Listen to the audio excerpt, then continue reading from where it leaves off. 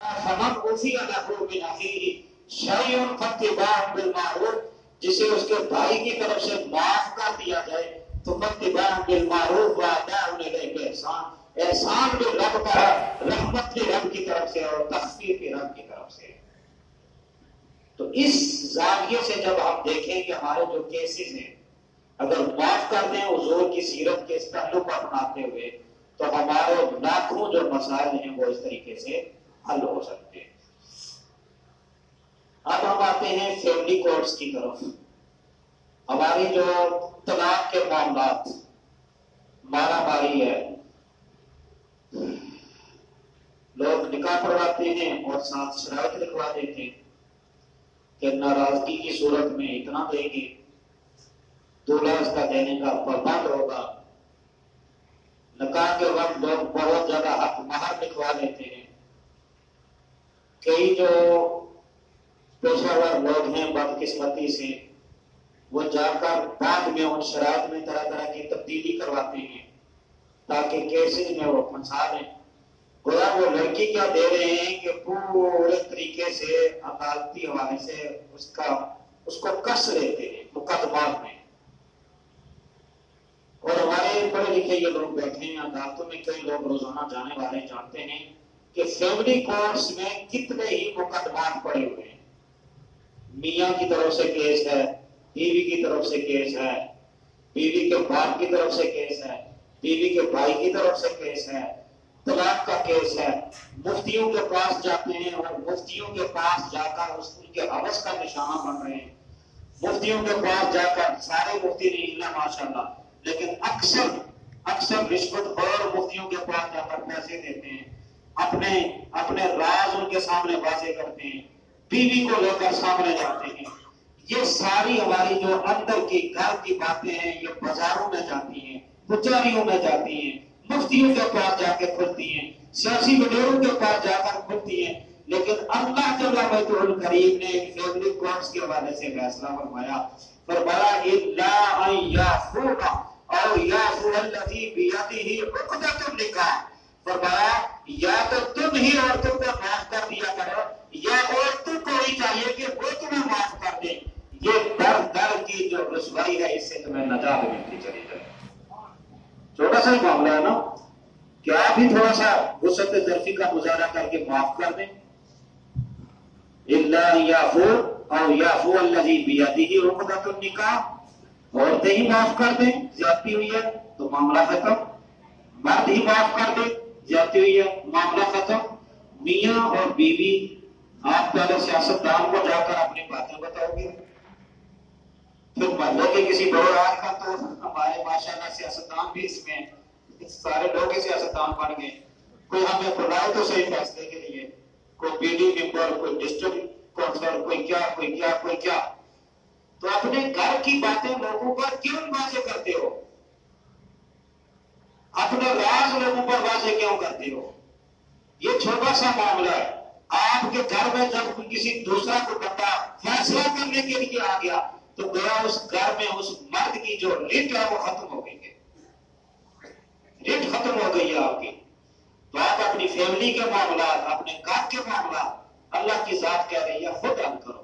الا ان یعفو او یعفو الذی بیدہ عقدۃ النکاح، یا عورتیں معاف کر دیں یا مرد معاف کر دیں، درگزر کر لیں، یہ معاملہ سارے کا سارا وہیں پر ختم ہو جاتا ہے۔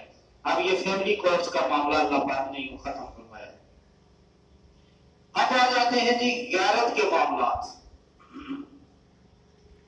غیرت کے نام پر قتل ہوتے ہیں، غیرت کے نام پر لوگ ایک دوسرے سے جھگڑا کرتے ہیں، نسلیں گزر جاتی ہیں، خاندان تباہ برباد ہو جاتے ہیں، لیکن میرے مصطفیٰ کریم صلی اللہ علیہ وآلہ وسلم نے اس معاملے کو بھی معافی کے ذریعے حل فرمایا ہے۔ ہمارے دیکھنے میں آتا ہے، آپ میری بات سمجھ لیں، صحیح طریقے سے سمجھ آ رہی ہے آپ سبھی کو؟ دیکھنے میں آتا ہے کہ کوئی کسی کے ساتھ زیادتی ہوتی ہے نا، تو لوگ بیٹھتے ہیں، کہتے ہیں اب ہم اپنے بیٹے کو پڑھائیں گے، اس کو پھر ہم جج بنائیں گے اور جج کے ذریعے سے اس کو سزا دلوائیں گے۔ یا پولیس والا کوئی زیادتی کرتا ہے تو کہتے ہیں ہم اپنے بیٹے کو پڑھائیں گے، اس کو ڈی سی بنائیں گے۔ ڈی سی بن کر ہم نے ان سے انتقام لینا ہے. نسلوں تک یعنی بڑی بڑی پلاننگ شامل لوگ کرتے ہیں، کوشش کرتے ہیں، اور یہ انتقام لے کر سینے میں کئی بار بی پی کا شکار ہوتے ہیں، ڈاکٹروں کو بھی جا کر پیسے دیتے ہیں، کمپاؤنڈروں کو جا کر چیک کرواتے ہیں. اس انتقام کی سلگتی ہوئی جو آگ ہے کئی بیماریوں کا باعث بن جاتی ہے. لیکن میرے مصطفیٰ کریم صلی اللہ علیہ وآلہ وسلم کی زندگی کو دیکھو، وقت بہت کم ہے. آقا علیہ الصلوۃ والسلام کی لخت جگر سیدہ زینب رضی اللہ تعالی عنہا مکہ المکرمہ سے سفر کر کے مدینہ طیبہ آ رہی ہیں، اور راستے میں حبار بن الاسود اس کو پتا چل جائے دشمن اسلام ہے، راستہ روکتا ہے اور حضور کی صاحبزادی پر تلوار سے وار کرتا ہے. آپ کے پیٹ میں، بطن میں، شکم اقدس میں بچہ بھی ہے، اور تلوار کے اس وار سے زخمی ہو کر آپ کا حمل جو ہے وہ ساکت ہو جاتا ہے. صاحبزادی کس کی ہیں؟ رسول اللہ صلی اللہ علیہ وسلم کی.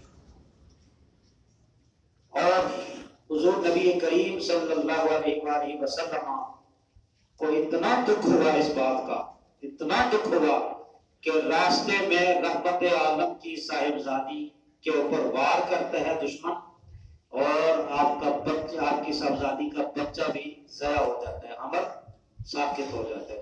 آج ذرا ہم اپنے گریبانوں میں دیکھیں تو ہمارا غصہ کہاں پہنچ جاتا ہے. ہمارے ساتھ ایسا ہوتا ہے.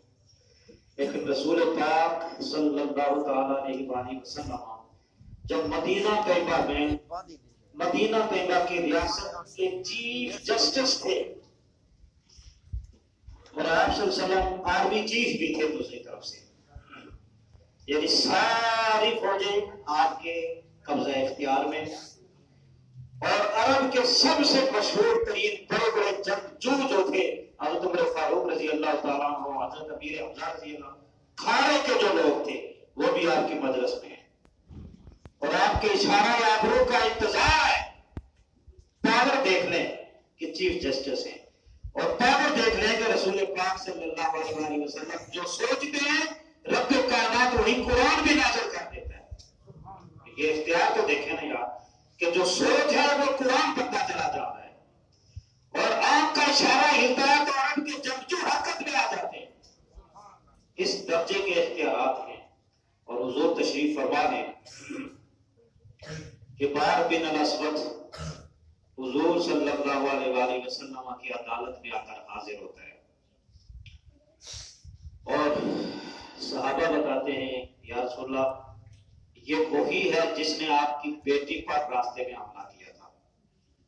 غیرت کے نام پر جو ہم اتنا زیادہ جذباتی ہوتے ہیں، یہ انسان کے اندر حیا ہے، اس کا مادہ ہے، یہ ایمان کا حصہ ہے. بندے کو بے غیرت نہیں ہونا چاہیے. میں یہ کہہ رہا ہوں کہ غیرت ہے، لیکن اس کا حق اللہ کے رسول صلی اللہ علیہ وسلم نے پیش فرمایا ہے. یا رسول اللہ یہ وہ ہے جس نے آپ کی بیٹی کا حملہ کیا تھا اور آپ کی بیٹی کا حمل ضائع کیا تھا.